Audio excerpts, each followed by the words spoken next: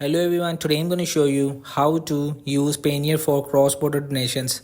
I just tab on Safari browser and the blog is for Payoneer, send and receive cross-border payments wherever your business operates.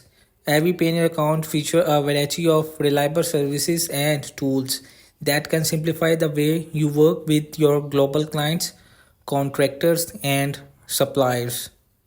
So no need to worry about cross-border donations. So need a local bank account to get paid, Amazon or by a client local receiving account.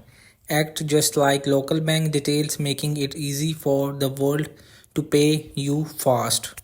So it's very easy to get paid from the local receiving bank. So you will see the work global, free local, and overseas doesn't mean overcomplicated. With a few clicks, request payment from nearly anyone, anywhere, and leave the rest us.